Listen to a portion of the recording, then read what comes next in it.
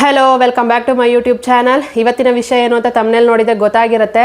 ಇವತ್ತು ನಾನು ಡೈಲಿ ವ್ಲಾಗ್ಸ್ಗಳ ಬಗ್ಗೆ ಮಾತಾಡ್ತಾ ಇದ್ದೀನಿ. ಈಗ ಡೈಲಿ ವ್ಲಾಗ್ಸ್ಗಳು ಹಾಕೋರೆ ತುಂಬ ಜನ ಇರೋದು, ಯಾಕಂದರೆ ಅದೊಂದು ಏನೋ ಒಂದು ಈಸಿಯಾಗಿ ಕ್ರಿಯೇಟ್ ಮಾಡ್ಕೊಂಡ್ಬಿಡ್ಬೋದು. ಕಂಟೆಂಟ್ ಬಗ್ಗೆ ಯೋಚನೆ ಮಾಡೋ ಥರ ಇರಲ್ಲ. ಬೆಳಗಿಂದ ಸಂಜೆ ತನಕ ನಾವೇನೇನು ಮಾಡ್ತಿರ್ತೀವಿ ಅದನ್ನೆಲ್ಲ ಶೂಟ್ ಮಾಡಿ ಹಾಕ್ಕೊಂಡ್ರೆ ಆಯಿತು ಅಂತ ಅಂದ್ಕೊಂಡು ಹಾಕ್ತಾ ಇರ್ತೀರಾ. ಆದರೆ ಅದರಲ್ಲೂ ಕೂಡ ತುಂಬ ಮಿಸ್ಟೇಕ್ಗಳನ್ನ ಮಾಡ್ತಿದ್ದೀರಾ. ಒಂದು 30% ಜನ ಅಷ್ಟೇನೆ ನೀವು ಕರೆಕ್ಟಾಗಿ ವ್ಲಾಗ್ಗಳನ್ನ ಮಾಡ್ತಿರೋದು. ಇನ್ನು 70% ಜನ ತುಂಬಾ ಮಿಸ್ಟೇಕ್ಗಳನ್ನ ಮಾಡ್ತಾ ಇದ್ದೀರಾ. ಡೈಲಿ ವ್ಲಾಗ್ಗಳಲ್ಲಿ ಈ ಥರ ಮಿಸ್ಟೇಕ್ಗಳನ್ನ ಮಾಡಿದ್ರೆ 100% ಚಾನಲ್ನ ಕಳ್ಕೊಬೇಕಾಗತ್ತೆ. ಹಾಗಾಗಿ ಹೇಳ್ತಾ ಇದ್ದೀನಿ, ವಿಡಿಯೋನ ಕೊನೆ ತನಕ ನೋಡಿ. ತುಂಬ ಇಂಪಾರ್ಟೆಂಟ್ ವಿಷಯಗಳಿದ್ದಾವೆ. ನೀವು ಕೂಡ ಇಂಥ ತಪ್ಪನ್ನ ತುಂಬ ಜನ ಮಾಡ್ತಾ ಇದ್ದೀರಾ. ಅದಕ್ಕೆ ನಾನು ಇವತ್ತು ಈ ವಿಡಿಯೋದಲ್ಲಿ ಇದ್ರ ಬಗ್ಗೆ ಮಾತಾಡ್ತಾ ಇರೋದು. ವಿಡಿಯೋನ ಕೊನೆ ತನಕ ನೋಡಿಬಿಟ್ಟು ವಿಡಿಯೋಗೆ ಒಂದು ಲೈಕ್ ಮಾಡೋದನ್ನು ಮರಿಬೇಡಿ. ತುಂಬ ಜನ ಲೈಕ್ ಮಾಡ್ತಾ ಇಲ್ಲ. ನೀವು ಲೈಕ್ ಮಾಡದೆ ಹೋದರೆ ಹೊಸೊಬ್ಬರಿಗೆ ರೆಕಮೆಂಡ್ ಆಗಲ್ಲ. ನಾನು ಪದೇ ಪದೇ ಹೇಳ್ತಾನೆ ಇರ್ತೀನಿ, ವಿಡಿಯೋಗೆ ಒಂದು ಲೈಕ್ ಕೊಡಿ. ಜೊತೆಯಲ್ಲಿ ನನ್ನ ಚಾನಲ್ಗೂ ಸಬ್ಸ್ಕ್ರೈಬ್ ಮಾಡ್ಕೊಳ್ಳಿ. ವಿಷಯ ಹೆಂಗೆ ಅನ್ನಿಸ್ತು ಅಂತ ಕಮೆಂಟ್ ಮಾಡಿ ಹೇಳಿ, ಆಯಿತಾ? ಹೈಪ್ ಇರುತ್ತೆ, ಹೈಪ್ ಕೊಟ್ಟು ಸಪೋರ್ಟ್ ಮಾಡಿ. ಇನ್ನು ವಿಷಯಕ್ಕೆ ಬರೋದಾದರೆ ಡೈಲಿ ವ್ಲಾಗ್ಸ್ಗಳು. ಡೈಲಿ ವ್ಲಾಗ್ಸ್ ಅಂದ ತಕ್ಷಣ ಏನು ಬೇಕಾದರೂ ಹಾಕ್ಕೊಬೋದು ವಿಡಿಯೋದಲ್ಲಿ ಅಂತಲ್ಲ, ಅದರಲ್ಲೂ ಕೂಡ ಸ್ವಲ್ಪ ಫಿಲ್ಟರ್ನ ಮಾಡಬೇಕಾಗತ್ತೆ. ತುಂಬ ಜನ ಮಾಡ್ತಿರೋದು, ಈಗ ಯಾರೋ ಒಬ್ಬರು ದೊಡ್ಡ ಯೂಟ್ಯೂಬರ್ ಮಾಡಿರ್ತಾರೆ, ಅವ್ರದ್ದೆಲ್ಲ ಚೆನ್ನಾಗಿ ವ್ಯೂಸ್ಗಳು ಬರ್ತಾ ಇರುತ್ತೆ, ಅವ್ರಿಗೇನು ಪ್ರಾಬ್ಲಮ್ ಇಲ್ಲ ಅಂತ ಅಂದ್ಕೊಂಡು ಅವ್ರು ಏನೇನೆಲ್ಲ ಮಾಡ್ತಿರ್ತಾರಲ್ಲ ಅದೇ ಥರ ನೋಡ್ಕೊಂಡು ಇವರು ಕೂಡ ಅದೇ ಥರ ಮಾಡ್ತಾ ಇರ್ತಾರೆ. ಬೇಡದೇ ಇರೋ ವಿಚಾರಗಳನ್ನೆಲ್ಲನೂ ಡೈಲಿ ವ್ಲಾಗ್ಗಳ ಜೊತೆ ಸೇರಿಸ್ಕೊಂಡು ಹಾಕ್ತಾ ಇರೋದು. ಅಂಥದ್ದನ್ನೆಲ್ಲ ಮಾಡೋಕ್ಕೆ ಹೋಗಬೇಡಿ. ಇನ್ನು ಕೆಲವರು ಹೇಳೋದಂದರೆ, ನಮಗೆ ಒಂಥರ ಏನಂತಾರೆ, ಮೆಮೊರೀಸ್ ಇರುತ್ತೆ ವಿಡಿಯೋಗಳಲ್ಲಿ ಹಾಕ್ಕೊಂಡ್ರೆ. ನಮ್ಮ ವಿಡಿಯೋ ನಾವೇ ನೋಡಿದಾಗ ಯಾವಾಗಲಾದರೂ ಮೆಮೊರೀಸ್ ಇರುತ್ತೆ ಅಂತ ಅಂದ್ಬಿಟ್ಟು ಮನೆಯಲ್ಲಿ ನಡೆಯೋ ಪರ್ಸ್ನಲ್ ಏನೇನು ನಡೆಯುತ್ತೆ ಎಲ್ಲನೂ ಶೇರ್ ಮಾಡ್ಕೊತಾ ಇರೋದೆ. ನಿಮ್ಮ ಮೆಮೊರೀಸ್ನೆಲ್ಲನೂ ನೀವು ಗ್ಯಾಲರಿಲಿ ಇಟ್ಕೊಳ್ಳಿ, ಸೋಷಿಯಲ್ ಮೀಡಿಯಾದಲ್ಲೆಲ್ಲ. ಕೆಲವರು ತೋರಿಸ್ಕೊಳ್ಳೋದೇ ಒಂದು ವ್ಲಾಗ್ ಅಂತ ಅಂದ್ಕೊಂಬಿಟ್ಟಿದ್ದಾರೆ. ಅಂದರೆ ಮನೆಯಲ್ಲಿ ಏನೇನು ನಡೆಯುತ್ತೆ ಪರ್ಸ್ನಲ್ ಕೂಡ ಶೇರ್ ಮಾಡ್ಕೊಳ್ಳೋದೇನೆ ಹಿಂಗೆ ಈ ಥರ ತೋರಿಸ್ಕೊಂಡ್ರೇ ನಮ್ಮದು ವ್ಲಾಗ್ ಚೆನ್ನಾಗಿರುತ್ತೆ ಅನ್ನೋ ಥರ, ಅಥವಾ ಇದೇ ಕಂಟೆಂಟು ಅನ್ನೋ ಥರ ಅರ್ಥಪರ್ಥ ಇಲ್ದಿರೋ ಕಂಟೆಂಟ್ಗಳನ್ನೆಲ್ಲ ಮಾಡಬೇಡಿ. ವ್ಯಾಲ್ಯೂ ಇರೋವಂಥ ಕಂಟೆಂಟ್ನ ಕೊಡಿ. ನಾನು ಪ್ರತಿ ವಿಡಿಯೋದಲ್ಲೂ ಹೇಳ್ತಿದ್ದೀನಿ, ವ್ಯಾಲ್ಯೂ ಇರಬೇಕು. ಅಂದರೆ ನಿಮ್ಮ ವಿಡಿಯೋಯಿಂದ ಇನ್ನೊಬ್ರು ಏನಾದರೂ ಕಲಿಯೋ ಥರ ಇರಬೇಕು. ಅದು ಬಿಟ್ಬಿಟ್ಟು ಇಂಥದ್ದೆಲ್ಲನೂ ಬೇಡದೇ ಇರೋ ವಿಚಾರಗಳನ್ನೆಲ್ಲೂ ಶೇರ್ ಮಾಡ್ಕೊಳ್ಳೋದು ಅದು ಒಳ್ಳೇದಲ್ಲ ಯಾವತ್ತಿಗೂ ಕೂಡ. ಏನೇ ಒಂದಾಗಲಿ, ಕೆಲವರಂತೂ ನಮ್ಮ ಮನೇಲಿ ಇಷ್ಟು ಒಡವೆ ಇದೆ, ಇಷ್ಟು ಚಿನ್ನ ಇದೆ, ನಾನು ಇವಾಗ ಇಷ್ಟು ತೊಗೊಂಬಂದೆ, ನಮ್ಮ ಮನೇಲಿ ಇಷ್ಟು ಆಸ್ತಿ ಇದೆ, ನನಗೆ ಅದಿದೆ, ನನಗೆ ಇದಿದೆ, ನಮ್ಮ ಮನೇಲಿ ಇಷ್ಟು ಗಾಡಿಗಳಿದ್ದಾವೆ, ನಮ್ಮ ಮನೇಲಿ ಇಂಥದ್ದಿದೆ, ಅದನ್ನೆಲ್ಲ ಏನಕ್ಕೆ ಬೇಕು ಅದು ಯಾರಿಗೆ ಬೇಕು? ಫಸ್ಟ್ ಆಫ್ ಆಲ್ ಅದೊಂದು ಕಂಟೆಂಟೇ ಅಲ್ಲ. ಅದನ್ನೆಲ್ಲ ತೋರಿಸ್ಕೊಳ್ಳೋ ಅವಶ್ಯಕತೆನೂ ಇಲ್ಲ ಅಂತ ಅನಿಸುತ್ತೆ. ಇನ್ನೇನು ಮನೆ ಪತ್ರಗಳನ್ನೊಂದು ತೊಗೊಂಬಂದು ವಿಡಿಯೋದಲ್ಲಿ ಇಡಲ್ಲ ಬಿಟ್ಟರೆ ಇನ್ನೆಲ್ಲನೂ ತೋರಿಸ್ಕೊಂಡಿರ್ತಾರೆ. ಆಮೇಲೆ ಇನ್ನೂ ಒಂದು ಪರ್ಸ್ನಲ್ ವಿಷಯ ಅಂದರೆ ಗಂಡನ ಜೊತೆ ಇರೋದು, ಅದೆಲ್ಲನೂ ಬೇಡ. ಅದು ಯಾರಿಗೆ ತೋರಿಸ್ಕೊಬೇಕು? ಯಾರಿಗೋಸ್ಕರ ಆ ವಿಡಿಯೋನ ಮಾಡ್ತಾ ಇದ್ದೀರಾ ಗೊತ್ತಿಲ್ಲ. ಆ ವಿಡಿಯೋನ ನೋಡಿ ಕಲಿಬೇಕಾಗಿರೋದಾದರೂ ಏನು?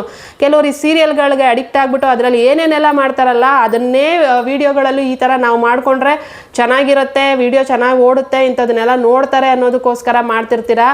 ಪರ್ಸ್ನಲ್ಗಳನ್ನೆಲ್ಲ ನೀವು ಪರ್ಸ್ನಲ್ಲಾಗಿ ಇಟ್ಕೊಳ್ಳಿ. ಅದನ್ನು ಸೋಷಿಯಲ್ ಮೀಡಿಯಾದಲ್ಲಿ ತೋರಿಸ್ಕೊಳ್ಳೋ ಅವಶ್ಯಕತೆ ಇಲ್ಲ. ಆ ಥರ ತೋರಿಸ್ಕೊಂಡು ಹೋದಷ್ಟು ಇನ್ನೂ ಹಾಳಾಗ್ತಾ ಇರುತ್ತೆ ಜೀವನ, ಬಿಟ್ಟರೆ ಒಳ್ಳೇದಂತೂ ಆಗಲ್ಲ. ಅದರಿಂದ ತುಂಬ ಜನ ಇದನ್ನೇ ಮಾಡ್ತಾ ಇರ್ತೀರಾ. ವ್ಲಾಗ್ ಅಂದ ತಕ್ಷಣ ಅದೇ ಅಂದ್ಕೊಂಬಿಟ್ಟಿದ್ದೀರಾ. ಬೆಳಗಿಂದ ಸಂಜೆ ತನಕ ಕೆಲಸ ಮಾಡೋದು ಅದು ವ್ಲಾಗು. ತೋರಿಸ್ಕೊಳ್ಳಿ. ನೀವು ಮಾರ್ನಿಂಗ್ ಟು ಈವ್ನಿಂಗ್ ರೊಟೀನ್ ಏನೇನು ಮಾಡ್ತೀರಾ, ಮಾರ್ನಿಂಗ್ ಟು ನೈಟ್ ರೊಟೀನ್ ಏನೇನು ಮಾಡ್ತೀರಾ, ಅಡುಗೆನ ತೋರಿಸ್ಕೊಳ್ಳಿ. ಒಳ್ಳೊಳ್ಳೆ ಅಡುಗೆಗಳು ಮಾಡಿ ತೋರಿಸಿ, ರಂಗೋಲಿ ಹಾಕೋದನ್ನು ತೋರಿಸಿ, ಮನೇನ ಡೆಕೋರೇಷನ್ ಮಾಡ್ಕೊಳ್ಳೋದನ್ನು ತೋರಿಸಿ, ಫ್ರಿಜ್ ಕ್ಲೀನಿಂಗ್ ತೋರಿಸಿ, ಕಿಚನ್ ಕ್ಲೀನಿಂಗ್ ತೋರಿಸಿ, ಆರ್ಗನೈಸ್ ಮಾಡೋದನ್ನು ತೋರಿಸಿ.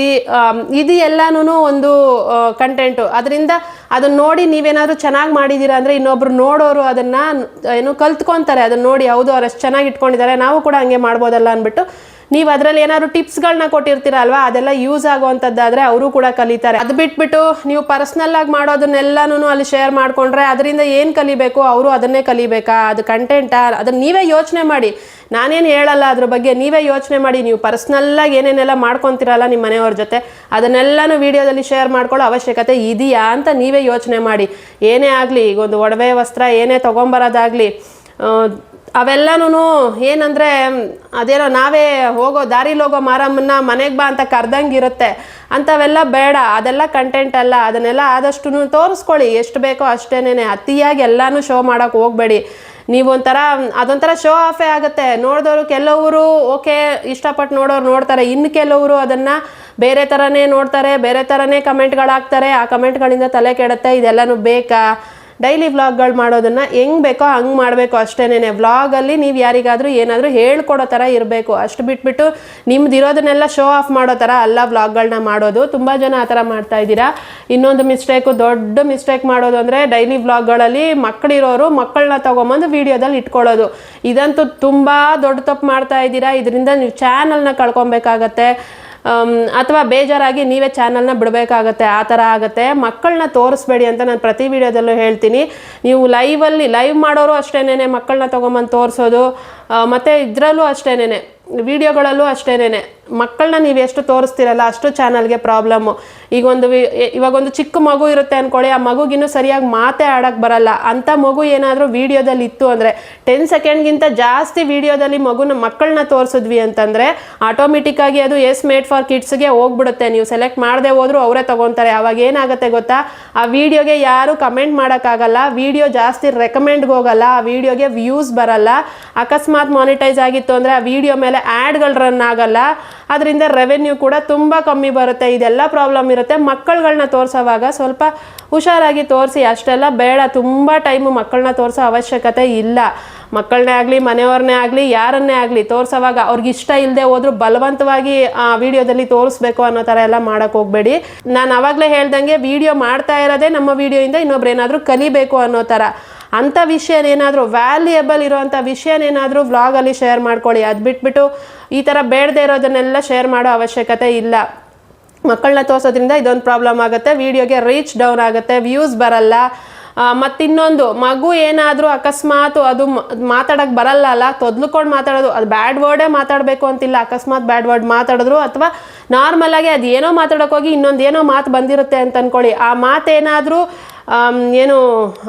ಯೂಟ್ಯೂಬ್ ಇದಕ್ಕೆ ಏನಾದರೂ ಅದು ಬ್ಯಾಡಾಗಿ ಅನ್ನಿಸ್ತು ಅಂತ ಅಂದ್ಕೊಳ್ಳಿ. ಯಾಕಂದರೆ ಅಲ್ಲಿ ಮೊದಲೇ ಯೂಟ್ಯೂಬಲ್ಲಿ ಎಲ್ಲನೂ ನಮ್ಮ ರಿವ್ಯೂ ಮಾಡೋದೇನೇ AI ಆಗಿರೋದ್ರಿಂದ ಮನುಷ್ಯರೆಲ್ಲ ಅದನ್ನು ನೀಟಾಗಿ ಕೇಳಿ ಅರ್ಥ ಮಾಡಿಸ್ಕೊಳ್ಳೋದಕ್ಕೆ.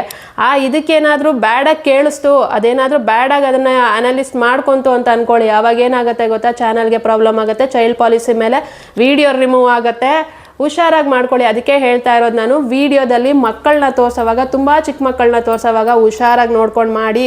ಮಕ್ಕಳು ಬೇಕು ಅಂತ ಯಾವ ಮಕ್ಕಳು ಏನೂ ಮಾಡಲ್ಲ. ಅವರು ಅದು ಮಾತಾಡ್ತಾ ಅಥವಾ ಏನೋ ಒಂದು ಮಾಡ್ತಾ ಏನೋ ಒಂದು ತಪ್ಪಾಗಿ ಬಂತು ಅಂತ ಅಂದ್ಕೊಂಡ್ರೆ ಚಾನಲ್ ಮೇಲೇ ಪ್ರಾಬ್ಲಮ್ ಆಗೋದು, ವಿಡಿಯೋಗೆ ಪ್ರಾಬ್ಲಮ್ ಆಗೋದು. ಅದಕ್ಕೆ ಹೇಳೋದು, ಮಕ್ಕಳನ್ನ ಜಾಸ್ತಿ ತೋರಿಸೋ ಅವಶ್ಯಕತೆ ಇಲ್ಲ. ಲಾಂಗ್ ವಿಡಿಯೋದಲ್ಲಿ ಜಾಸ್ತಿ ಮಕ್ಕಳನ್ನೇ ತೋರಿಸ್ಕೊಂಡು ಹೋಗಬೇಡಿ. ಆದಷ್ಟು ಒಂದು ಸ್ವಲ್ಪ ಹೊತ್ತು ತೋರಿಸ್ಬಿಟ್ಟು ಅವ್ರನ್ನ ಸೈಡಲ್ಲಿ ಬಿಟ್ಟು ನೀವು ವಿಡಿಯೋನ ಮಾಡ್ಕೊಳ್ಳಿ. ಓಕೆನಾ? ಇದೊಂದು ಮಿಸ್ಟೇಕ್ ಮಾಡ್ತಾ ಇದ್ದೀರಾ. ತುಂಬ ಜನ ಮಕ್ಕಳನ್ನ ತೋರಿಸ್ತಾ ಇದ್ದೀರಾ. ಹಾಗಾಗಿನೇ ನಾನು ಇವತ್ತು ವಿಡಿಯೋದಲ್ಲಿ ಅದನ್ನು ಹೇಳಬೇಕು ಅಂದ್ಬಿಟ್ಟು ಹೇಳ್ತಾ ಇರೋದು. ಚೈಲ್ಡ್ ಪಾಲಿಸಿ ಬರುತ್ತೆ, ಹುಷಾರಾಗಿ ಮಕ್ಕಳನ್ನ ತೋರಿಸ್ಕೊಳ್ಳಿ, ಜಾಸ್ತಿ ಮಕ್ಕಳನ್ನ ತೋರ್ಸೋಕೆ ಹೋಗಬೇಡಿ. ಇನ್ನು ವಿಡಿಯೋಗಳಲ್ಲಿ ಜಾಸ್ತಿ ಮ್ಯೂಸಿಕ್ಗಳನ್ನೆಲ್ಲ ಯೂಸ್ ಮಾಡ್ಕೊಳ್ಳೋದು. ಲಾಂಗ್ ವಿಡಿಯೋಗಳಲ್ಲಿ ತುಂಬ ಜಾಸ್ತಿ ಮ್ಯೂಸಿಕ್ನ ಯೂಸ್ ಮಾಡೋಕ್ಕೆ ಹೋಗಬೇಡಿ. ಅವಶ್ಯಕತೆ ಇಲ್ಲದೆ ಇರೋ ಜಾಗದಲ್ಲೆಲ್ಲ ಮ್ಯೂಸಿಕ್ನ ಯೂಸ್ ಮಾಡಬೇಡಿ. ಸಾಧ್ಯ ಆದಷ್ಟು ಮುಕ್ಕಾಲು ಭಾಗ ನಿಮ್ಮ ವಾಯ್ಸ್ ಓವರೇ ಇರಬೇಕು ವಿಡಿಯೋಗೆ. ಅದು ಬಿಟ್ಬಿಟ್ಟು ಸುಮ್ಮನೆ ಅನಾವಶ್ಯಕವಾಗಿ ಸಿಕ್ಕ ಜಾಗದಲ್ಲೆಲ್ಲ ಮ್ಯೂಸಿಕ್ನ ಯೂಸ್ ಮಾಡ್ಕೊಂಡು ಹೋದರೆ ಅದು ಕೂಡ ಏನೋ ಪ್ರಾಬ್ಲಮ್ ಆಗುತ್ತೆ. ಅದಕ್ಕೇನೆ ಜಾಸ್ತಿ ವಾಯ್ಸ್ ಓವರೇ ಕೊಡಿ. ಆದರೆ ಡೈರೆಕ್ಟಾಗಿ ಮಾತಾಡೋದು ಅಥವಾ ವಾಯ್ಸ್ ಓವರ್ ಕೊಡೋದು, ಎರಡರಲ್ಲೊಂದು ಇರಬೇಕು. ಜಾಸ್ತಿ ಎಲ್ಲೂ ಮಾತಾಡೋಕ್ಕೆ ನಮಗೇನು ಮಾತೇ ಸಿಗ್ತಾ ಇಲ್ಲ ಈಗ ಅನ್ನೋ ಟೈಮಲ್ಲಿ ಮ್ಯೂಸಿಕ್ನ ಯೂಸ್ ಮಾಡ್ಕೊಂಡ್ರೆ ಪರವಾಗಿಲ್ಲ. ವಿಡಿಯೋ ಲೆಂತ್ ಜಾಸ್ತಿ ಮ್ಯೂಸಿಕ್ಗೆ ಹಾಕ್ಕೊಳ್ಳೋಕೆ ಹೋಗಬೇಡಿ. ವಿಡಿಯೋ ಉದ್ದಕ್ಕೂ ಮ್ಯೂಸಿಕ್ಗೆ ಹಾಕ್ಕೊಳ್ಳೋಕೆ ಹೋಗಬೇಡಿ. ಇನ್ನೊಂದು ಮಾಡೋದು ಮಿಸ್ಟೇಕು ಅಂತಂದರೆ, ಎಲ್ಲಾದರೂ ಈಗ ಯಾವುದಾದ್ರೂ ಫಂಕ್ಷನ್ಗಳಿಗೆ ಹೋಗ್ತೀವಿ ಅಲ್ಲ, ಈಗ ಯಾವುದೇ ಆಗೋಗಲಿ, ಇವಾಗಂತೂ ಸ್ಕೂಲ್ ಡೇಗಳೆಲ್ಲ ನಡೀತಿದ್ವಲ್ಲ, ಸ್ಕೂಲ್ ಡೇ ಫಂಕ್ಷನ್ಗಳನ್ನ ಮಾಡ್ತಾ ಇರೋವಾಗ ವಿಡಿಯೋ ಮಾಡ್ಕೊಂಡಿರ್ತೀರ. ಆಮೇಲೆ ಬೇರೆ ಇನ್ಯಾರ್ದಾದ್ರೂ ಏನೋ ಒಂದು ಫಂಕ್ಷನ್, ಗೃಹ ಪ್ರವೇಶನೋ ಮದುವೆನೋ ಇನ್ನೊಂದೋ ಮತ್ತೊಂದೋ ಎಲ್ಗೋ ಹೋಗಿರ್ತೀರ ಅಂತ ಅಂದ್ಕೊಡಿ, ಅಲ್ಲಿ ಕೂಡ ವಿಡಿಯೋ ಮಾಡ್ಕೊಂಡಿರ್ತೀರ.